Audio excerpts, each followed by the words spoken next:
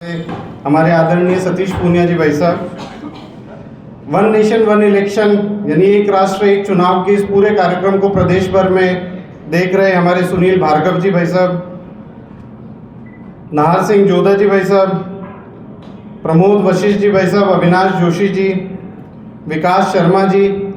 और इस हॉल में एकत्र आए आप सभी दूर दराज के क्षेत्रों से आए एक राष्ट्र एक चुनाव के विषय पर आगामी समय में कार्य करने वाले, समाज के बीच में रहने वाले सभी बंधुओं और बहनों, आप सबका इस गरिमामय कार्यक्रम में मैं हार्दिक स्वागत एवं अभिनंदन करता हूं। मैं आप सब से एक बार निवेदन करता हूं कि करतल ध्वनि के साथ मंच का और अपने लिए जोरदार स्वागत व अभिनंदन करें। मित्रों, एक राष्ट्र एक चुनाव ये परिकल्पना हमारे देश के माननीय प्रधानमंत्री श्री नरेंद्र मोदी जी ने काफ़ी समय पहले से देखी थी और अब इसे मूर्त रूप देने के लिए, ज़मीन पर काम शुरू करने के लिए उन्होंने हम सब का आह्वान किया है। इसी आह्वान को ध्यान में रखते हुए आज हम सभी यहाँ पर एकत्र हुए हैं और इस विषय पर आगे आने वाले समय में हमारी क्या भूमिका है, हमें क्या योगदान देना है, इस विषय पर आगामी सत्रों में आप सबको मार्गदर्शन दिया जाएगा।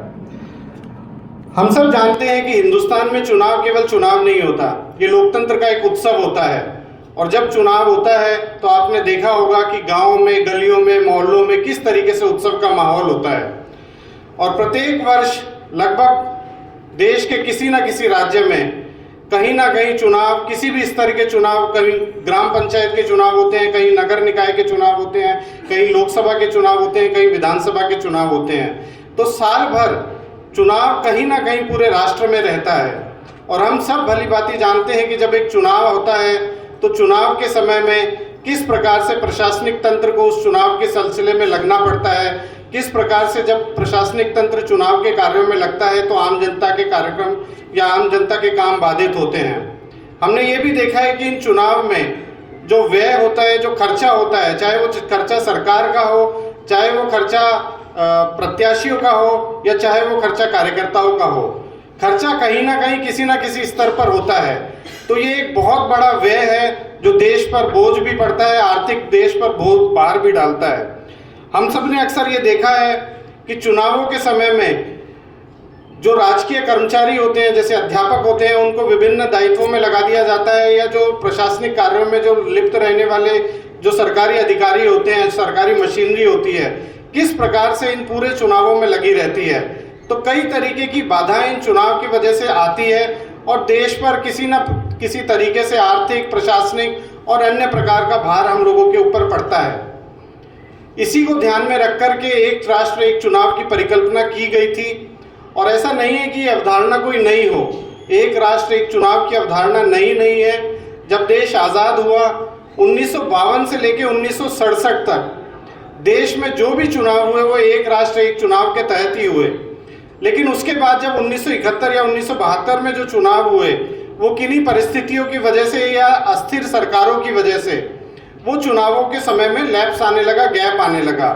ऐसा होता था कि एक साल में बिहार में चुनाव है, उसके अगले साल बंगाल में चुनाव है, फिर गुजरात में चुनाव है, फिर राजस्थान में चुनाव है। तो वो गैप बढ़ता चला गया और 1972 के बाद आज स्थिति इस प्रकार से आ गई है कि कहीं ना कहीं कभी ना कभी चुनाव बने रहते हैं और जिसका खमियाजा देश को आर्थिक विकास के समय में उठाना पड़ता है। तो ये अवधारणा कोई नई नहीं है, ये अवधारणा बहुत पुरानी है। हमको इसी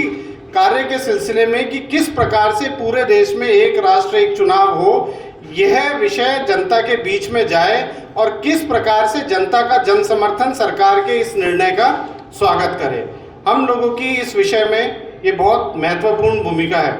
मैं आदरणीय मंच को बताना चाहूँगा कि आपके समक्ष ये जो लोग बैठे हैं ये प्रदेश भर से आए सोशल मीडिया इन्फ्लुएंसर्स हैं,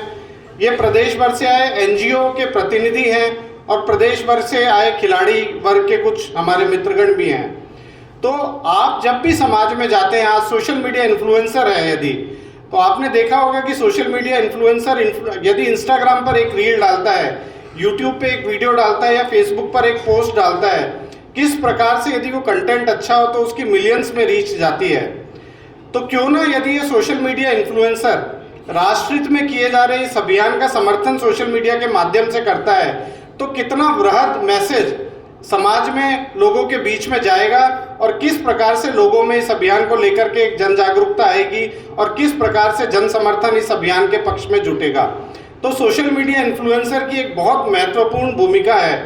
और मुझे ऐसा नहीं लगता कि देश में कोई भी ऐसा व्यक्ति होगा जो एक राष्ट्र एक चुनाव की अवधारणा से समर्थन में नहीं खड़ा होगा। आप यदि समाज में जाएंगे, आप चाहे किसी भी तबके में जाएं, आप चाहे दैनिक वेतनभोगी कर्मचारी के पास में जाएं, ठेले लगाने वाले के पास में जाएं, प्रेस करने वाले के पास में जाएं, चाय वाले के पास में जाएं, आप किसी के भी पास में जाएं, आपको वो इस अभियान के समर्थन में ही आपके साथ खड़ा होगा। तो क्यों ना हम उनकी छोटी छोटी बाइट्स बना करके सोशल मीडिया पर डालें, क्यों ना हम उनके इंटरव्यूज़ लेकर के सोशल मीडिया पे डालें, और क्यों ना हम ऐसी रील्स बना करके सोशल मीडिया पे डालें जो एक राष्ट्र एक चुनाव का एक बृहद मैसेज लोगों के बीच में जाए और एक बड़ा जन समर्थन इस अभियान के पक्ष में खड़ा हो। तो मेरा इसी प्रकार से एनजीओ के जो हमारे प्रतिनिधि यहाँ पर बैठे हैं, आप लोगों का गाँव में शहरों में एक बड़ा नेटवर्क है, आपके साथ जुड़े एक बड़ा तबका, खास करके महिला वर्ग बहुत बड़े लेवल पर आप लोगों के साथ जुड़े हुए हैं। तो क्यों ना आप उन महिलाओं के वो इस विषय में जन जागरूक करें और आप उनको ये बोलें कि आप आगे जहाँ भी आप, चाहे गांव में रहते हो, चाहे शहर में रहते हो, चाहे गली में, चाहे नुक्कड़ पे, इस चर्चा को आप लोगों के बीच में लेकर के जाएं कि एक राष्ट्र एक चुनाव से देश को क्या फायदा होगा। हम सब यदि इसके विषय में टेक्निकल जानकारी भी नहीं दे सकते तो जिस आसान शब्दों में मैंने आपको बताया कि एक चुनाव एक राष्ट्र एक चुनाव से हमारे देश को, हमारी सरकारों को क्या फायदा होगा, यदि आप इतना भी चर्चा खड़ी कर सकें तो ये आप लोगों का एक बहुत ही बड़ा कार्य होगा। उसी प्रकार से हमारे खिलाड़ी बंधु जो यहाँ पर बैठे हैं, आपको पता है कि आप बहुत लोगों के रोल मॉडल्स होते हैं। आप जब खेलों में पदक जीतते हैं, आप जीत कर आते हैं, आप देश को रिप्रेजेंट करते हैं, प्रदेश को रिप्रेजेंट करते हैं, तो एक बड़ा वर्ग, बड़ा लोग आपसे प्रेरणा लेकर के आपके साथ जुड़ते हैं। तो क्यों ना आप लोग भी अपने अपने खेलों में जाकर के या अपने अपने समाज में जाकर के आप इस विषय में एक चर्चा खड़ी करें। तो कुल मिलाकर के आज आपको बुलाने का मकसद तो चूंकि आगामी सत्रों में बताया जाएगा, लेकिन सबसे बड़ी बात यह है, एक राष्ट्र एक चुनाव में आप सबकी एक बहुत महत्वपूर्ण भूमिका है। आप चाहे सोशल मीडिया को माध्यम बना करके, चाहे एनजीओ को माध्यम बना करके, या चाहे खेलों को माध्यम बना करके यदि इस अभियान के पक्ष में जन समर्थन जुटाते हैं तो ये आप ये मान के चलिए कि आगामी समय में हमारे देश की जो विकास दर है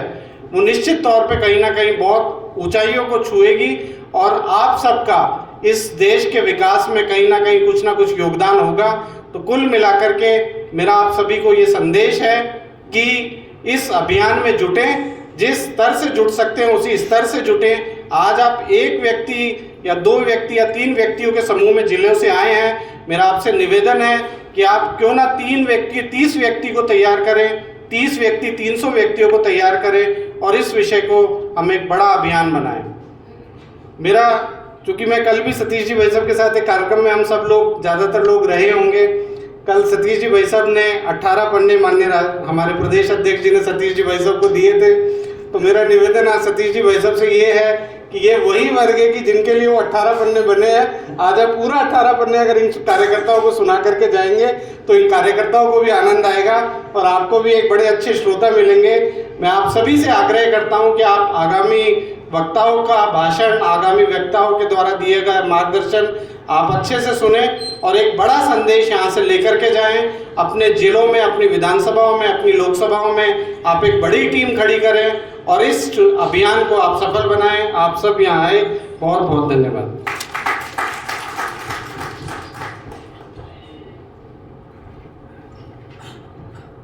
बहुत बहुत धन्यवाद वीरेंद्र जी। मैं ज़्यादा समय नहीं लेकर